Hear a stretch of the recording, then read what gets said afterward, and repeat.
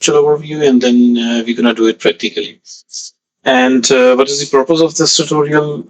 Is that to get you insight practically what's going on, and out of my experience in the industry, actually, why this kit is very important sometime, and why the version control system is sometimes very difficult to handle, because there are a lot of features, there are a lot of stuff, there is a lot of important code is going on, and if you ruin something, it's gonna affect a lot of sources, and that's why it looks very simple, but in fact it is kind of very important and very sensitive thing, and it is also very important for any developer to get a very deep insight of this version control system, especially. So they are essentially same. Whatever your company is using, for example, if it is GitLab, it is Bitbucket, or it is the GitHub, raw GitHub. Uh, so the principles are essentially the same. So let's get started. After that, very briefly, why we need Git, or why we need any version control system. So it is very important because there are one code file where many developers are working. So for example, one developer is sitting somewhere in or remote in China, second is in Europe, third is in USA. Everyone is working on the file ABC, and they are trying to change, implement stuff. Now it's very important to get to know that who made what changes, because to make them accountable for their code. So it is Git blame, or like what is the who to blame if something goes wrong. Number first, and number second, to keep track record of everything changes wise, and third is to implement or somehow include that commit or code into the main branches where we that goes to the production. So there are a lot of concepts, and I want to stick only on a very comprehensive way what is needed. So in general, this is the graphical overview how it normally look like. For example, there are many different, for example, this is single branch master here. So this is actually, for example, master, and some code lives here, and everybody now creating his own branch from this specific branch. This is looking very similar. Somebody adds some code in it, like write ABC or something like that, right? And then like something. And then after that, when this code is get reviewed by the another person, for example, who do the check. Ah, So and he sees everything is all right, and then this again merge into this branch, and that's how people start working on it. They create in their own branch, they commit something, and then they add back to it, and looks linear or similar. By linear, I mean that this whole copy is the similar, but it's getting the track record what it is in it. This is version 1, version 2, version 3, version 4. Or sometimes you need to create a pull another track of branch like that, and you subsequently do something at this point, add like 1000 file of code, 2000 file of code, or something like that, and after that on this node actually it's later on gonna get merged into this. So yeah, that's how somehow this whole concept works, and it is very important to understand. So great. Many people are working on the code. They do some changes. They need something to manage. There comes version control system. There are many different version control system. There are many different companies as well, but very famous is GitHub and GitLab. And they are also used in the dev concept when you deploy your code. What is deployment? You can Google it. Like if you're a beginner, then like there are different stages of every code. Code is going to go to the test phase and then go to the, after testing phase, that goes development phase, testing phase, and deployment phase when it's start working. So there are different type of version control system. So for example, there is distributed distributed version control system, and there is a central control system, centralized control version control system. We are not going to discuss because not many companies using this system. This is a different debate that when to use centralized one, then to when to use distributed one. But the important thing is that the GitHub uses the distributed version control. Why it is distributed? That everybody who wants to work on any system, he creates his own copy. The copy from the main branch, he do something and then he commits changes to the repositories locally. He pushes that to a central control system or server, which is online, and this is repository. Somebody review it and he pushes back. He push it.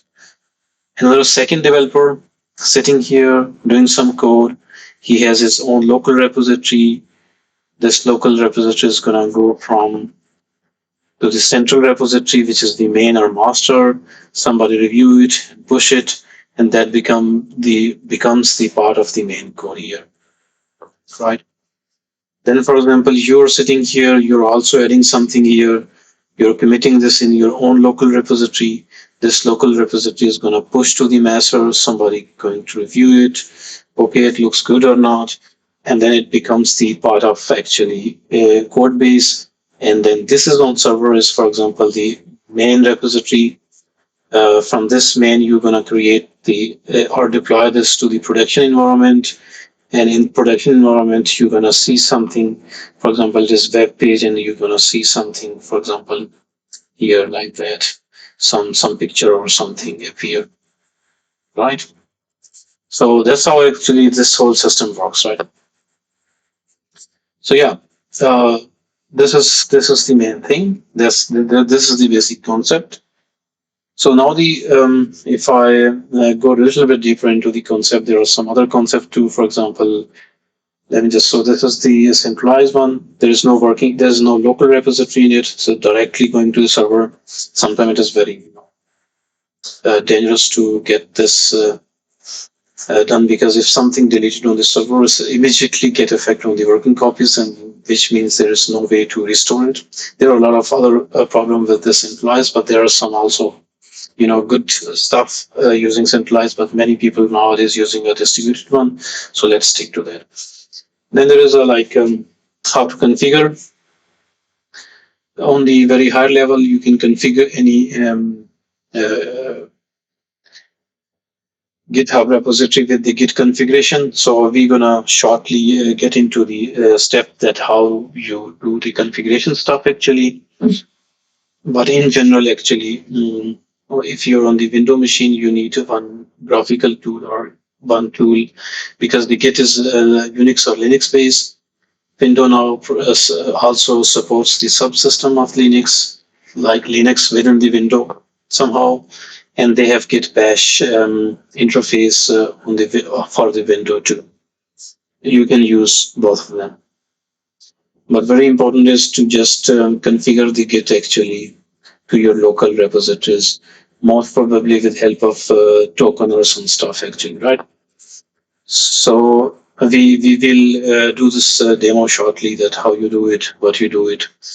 And this is the configuration. So Git configuration is on different level. For example, you have command line option, environmental variable that, for example, you have password. You don't want to store password directly, but you say that whatever my password, save into the encryption and then save it to the environmental variable. And then when I implement it, don't ask me for the password time and again. If you want to do some Git flow, for example, you want to automate something, that if when I do Git push or supply some command, the version control system should do something in a certain way. So that's where some different level of configuration comes into play. Where then for the configuration command in the CLI, like command line interface level, it is very similar to Bash shell, what you use in the Ubuntu or the Linux systems, very similar to that Brownie shell. And you can configure this at 3 level. System level means at the window level, where you can change something on the root level of the Windows, any user have access to that. For example, somebody else come log into my system, he has access on all those. There is something on global level. Well, global level is also something where you override the repository. If you have access to the repository, or who has access to that specific repository, definitely he has access to the global level stuff. And then one thing, a very local level, which is only defaulted to your repository in your folder and your username, and it cannot be accessible to another repository, another folder. But on global level, you can create as many as repositories, 1, 2, 3, 4, 5, and you can access the global level variable within those repositories. But local level is just stick to a single folder, to be very specific. Okay, on conceptual level, actually, how this Git things work. So, for example, Git actually work in the style that you need to change something. This is on track because whatever you change is first on track. So this is just you can see a conceptual security step of GitHub, so that everything could be reverted back to its original state until and unless it is committed. So it is just an additional step to revert back to the changes. For example, you messed up something and you just wanna get back to the previous point. That's why it is also important, and that's why it's called distributed system, because it has some life cycle or some step in between.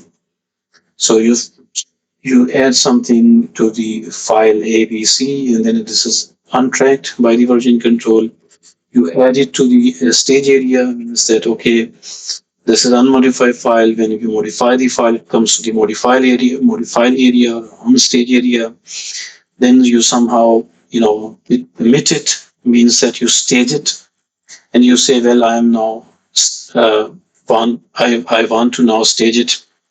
I want to make sure that these changes are gonna go to this file, and this is now in stage. And even from the stage, you can also get back always to any previous state. At the umbrella level or at the overview, Git does a lot of stuff. So they create the checksum. Checksum is hashing, or you can see a Linux-based system which tracks the change in the file. If any single dot is changes, it creates the track of that this dot is added. And it's not originally saving multiple repositories, but it's just creating a hash function of every change, which is just in kilobytes or less than that, in some bytes or bit. This is just hash of XYZ2345, some code. And every change is the unique, and every change and even every commit is traceable. You can come back to the specific point. Even you can name them, you can tag them, you can compare them, you can compare the changes of each and every commit, and you can actually come back to the any stage where you want to. So it is creating a complete history and complete track of every change for everybody, even though if there are 10,000 developers working on one single file, you can get track of conceptually. Great, we will now see this. So making things short, actually, so there are some very handful command you should know. Git add to add any file into the main area or stage area. Git branch to create branch, to list the branches. Checkout means that you check out to the branch. If you add -v, you create a new branch and switch to that. Clone means that you're gonna create clone of that. Git commit means that you wanna record the changes. Difference means you wanna get the difference. Fetch means you wanna download from the server or from online version whatever new thing. For example, one developer in Singapore added one file and you don't have, because you're working locally and you want to just know that what files he has changes in Singapore. You just get fetch, and that changes gonna show in in your local pieces. In Git then simply create an empty repository, but also configure it. Git log means log messages.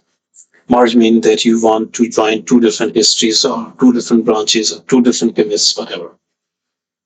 Then actually, if you want to move one directory to the other place, because there is .git file as a configuration which is hidden, and which get the track record of all of your histories. So then very important you move your files with git move.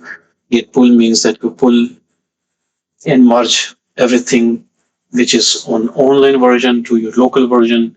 You don't only want to download the stuff which is which get changed, but you also want to somehow merge to the local branch and merge it, glue together, merge together to get updated changes. And yeah, this is combination. Git pull is combination of git fetch and then pull. Now, which means the other way around. You have on your local pieces, you have done something, you want to upload it to the online version, you use git push. Rebase is altogether different concept. We need actually another video. This is the git rebase and merge conflict is main flavor of this kit. Needs a lot of time to explain, but in general, you can come down to any stages or any snapshot or any single point to do some stuff, to see some stuff, reverse some changes to rebase. For example, mm, I have done a lot of changes, and I'm at branch number 10 or version 10. And suddenly I remember, oh, I have messed up something which was in already branch version 2, and there are many files get changed now. What should I do? So then in such a case, actually you try to rebase two different branches so that they compare each and everything, and then somehow it is helpful for merging them or resetting them somehow. So this is the reset. Reset means that you the concept of head is that every single branch when you are at is kind of head. Head is mouse pointer, very similar to mouse pointer. Now my head is here, then my head is here. Head means that where you are right now. And if there are multiple branches, multiple tags, multiple labels, and you want to move from one head to another head, so this is kind of finder. Oh. As is always, you know, changes that are in the stage area but not committed, and you want to get clean reversion coming back to the previous stage because you think you have done something wrong, and then you come here because there is always staging area in between and then repository, because there is one more step in the staging area. You always have chance to revert things before commit. Even you can also come to any specific commit, but after something is committed, then it is trackable, it is movable, it is mergeable, it is something you can get defense of it, but this not similar to the staging. Yeah, great. Now let's do technical part. How you do this essentially. In principle, the steps are very easy actually to do. You come to the tab.com actually, and then your repositories page. You browse there, come here, you create new repository. You need uh, GitHub test.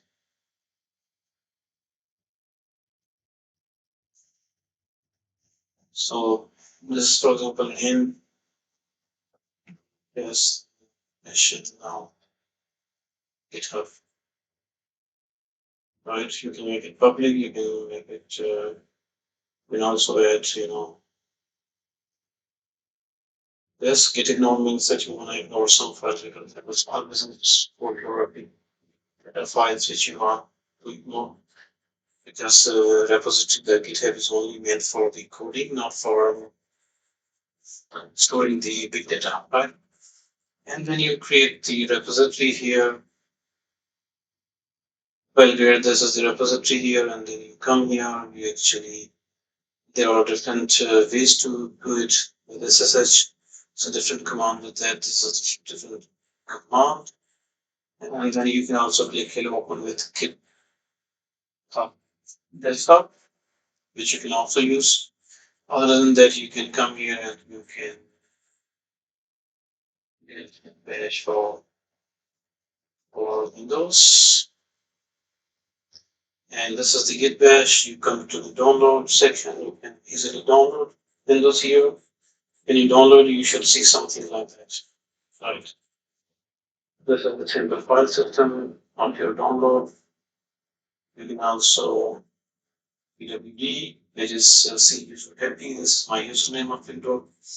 But you can see C actually because the file system it used Linux-based file system. But alternatively, you can also install it to the Windows if you have file system. Great. For example, we want to here create a repository. We can just what we can do is that we can actually create Git clone, and whenever we get all the problem is that the mechanism here is shift insert shift and insert, which is okay. So as you can see here, what it does, it has cloned the repositories here. You can do ls here and lsl, which will give you. Okay, great. This is now a little bit cluttered, but potentially at the end of the repository file, you can say git test. You can change into that repository, and now there should be hidden file. If I do ls a means every file, you can see that there is a directory called git .git. If you cd.git, this is a hidden folder and there's configuration. So these are the files where it save everything, description, config, add, ref, everything related to the Git is stored locally in machine system. Okay, get out of this directory. You can see this is only readme only file. Right.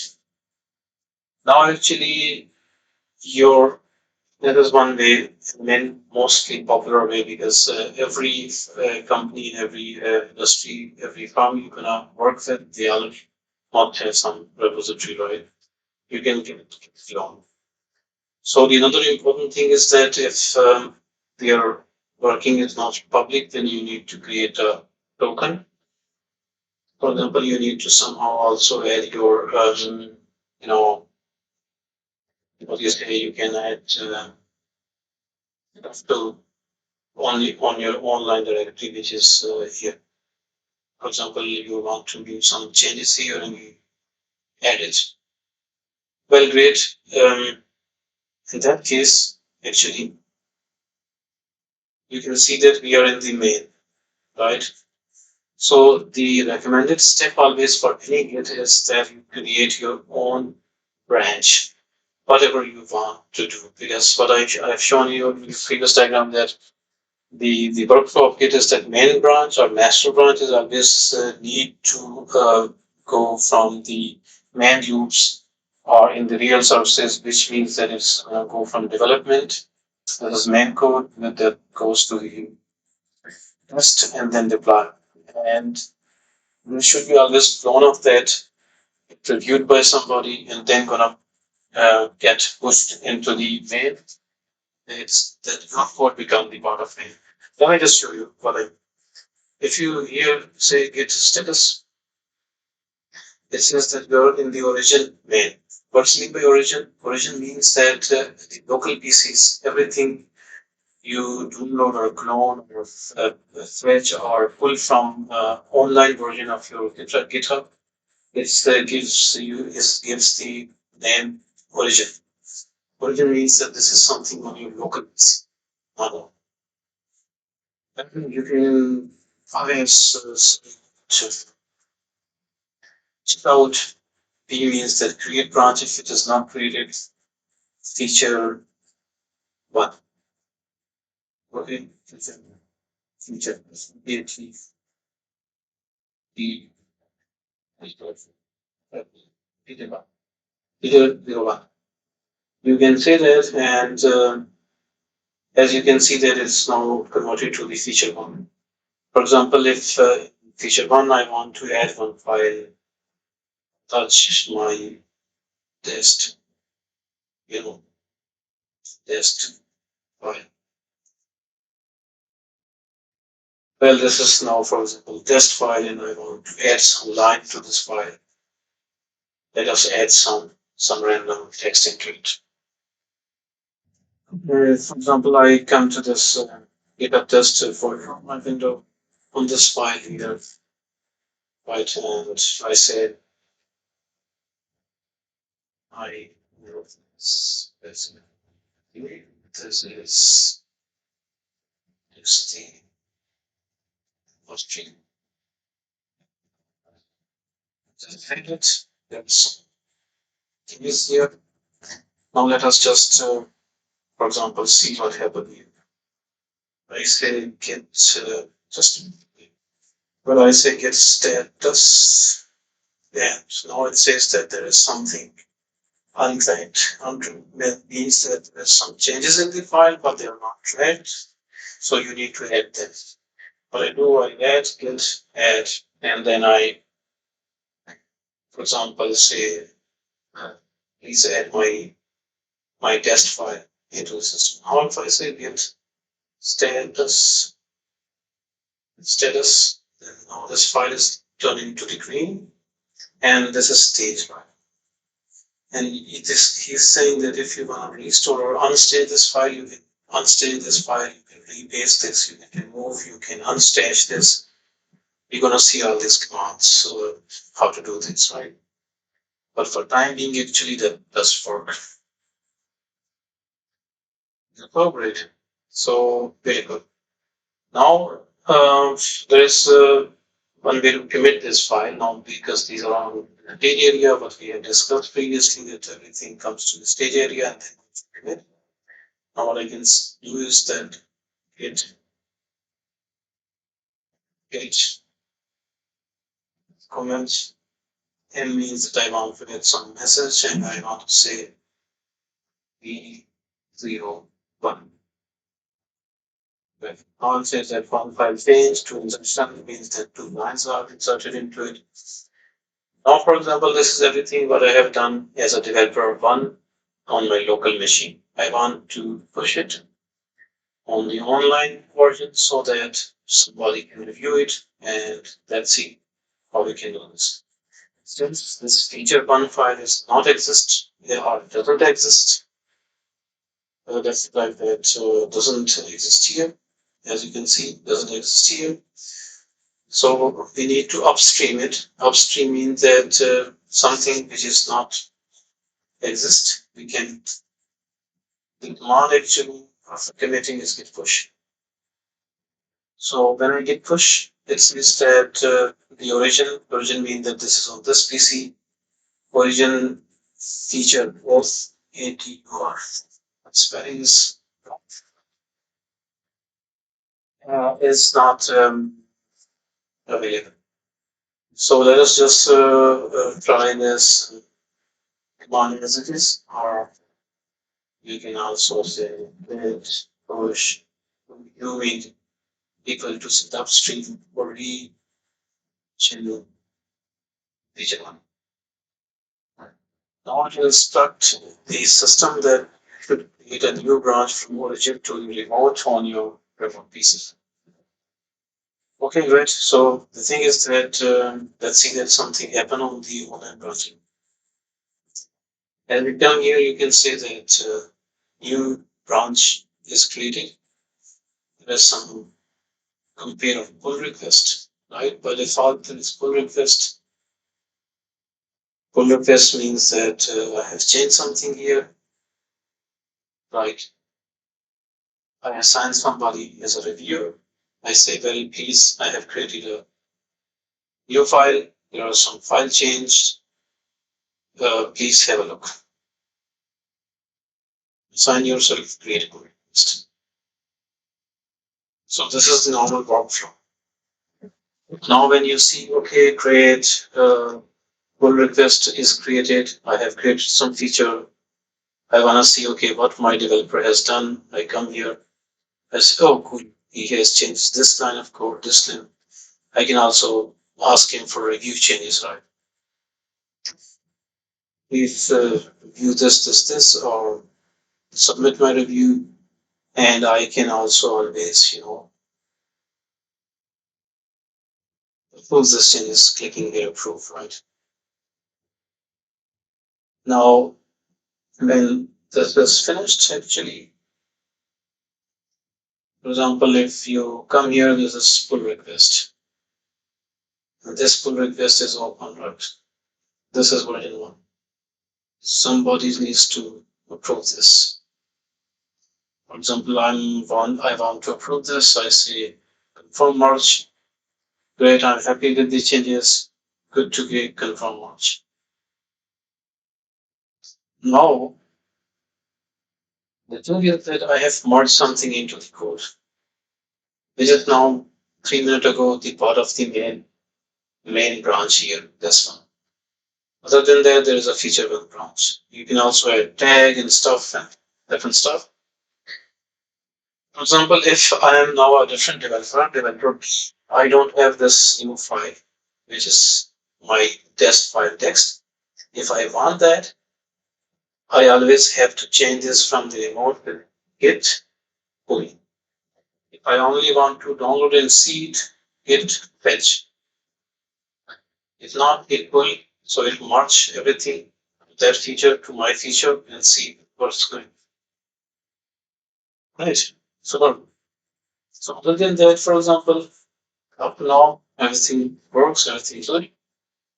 I make another part of this GitHub where we will see very complex topic, right? What happens if there is conflict in the file? What happens if you change something here and on remote something has been changed, but here it's not changed?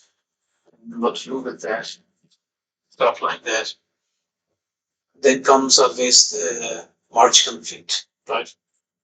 So whom or what steps we need to change. So then you can add multiple branches, view, okay, what's going on every level. For example, right now, if I see git dr